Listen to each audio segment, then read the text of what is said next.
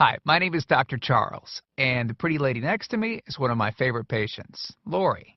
And between us is my dog, Dolce. Now, I've got somewhat of an unusual weight loss tip to share with you today. A tip that's been right under our noses our whole life. Literally.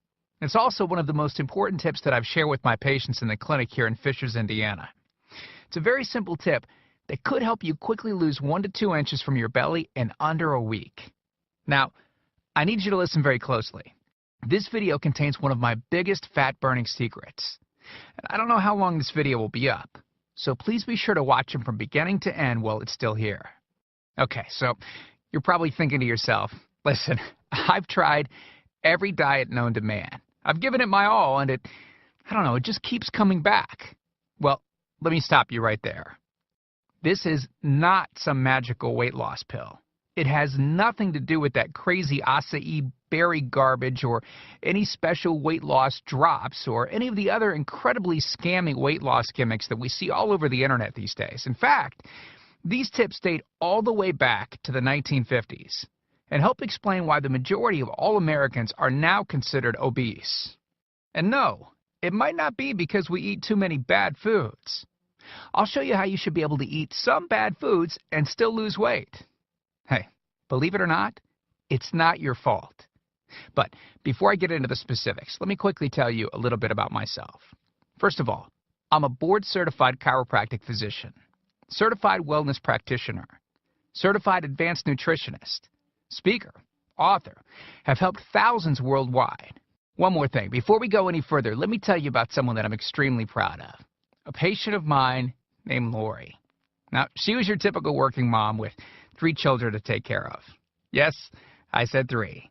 Lori was my guinea pig at the beginning and helped me create this program.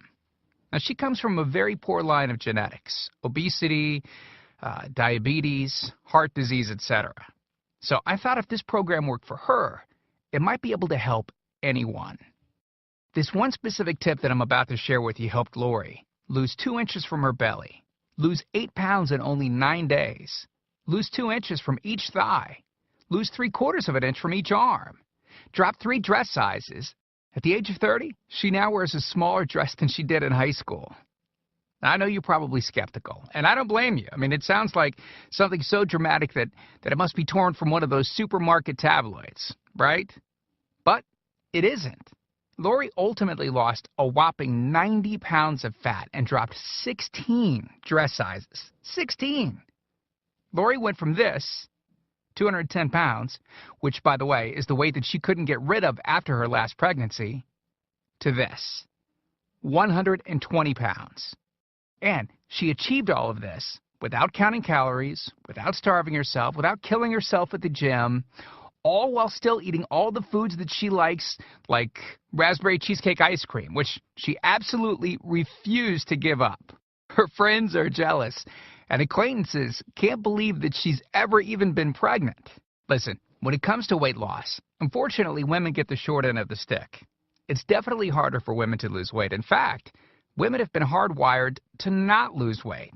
And no matter how cheesy what I'm about to tell you sounds, it all makes perfect sense if we stop and think about it.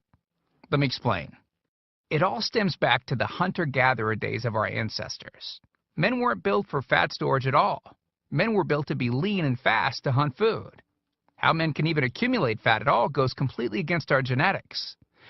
On the other hand, women were built for fat storage to be able to survive and care for children during famine. Their essential minimal fat stores are many times higher than men. Women were built to accumulate as much fat as possible and to not lose those accumulations for childbirth, milk production, and child rearing. Now, unfortunately, we've been built to survive, not to look good. Women have a couple of major fat-storing roadblocks that hold them back. First of all, women's fat cells are bigger and have more fat-storing enzymes in them. Men's fat cells have more fat-burning enzymes and are much smaller. Women honestly do have a lot more working against them.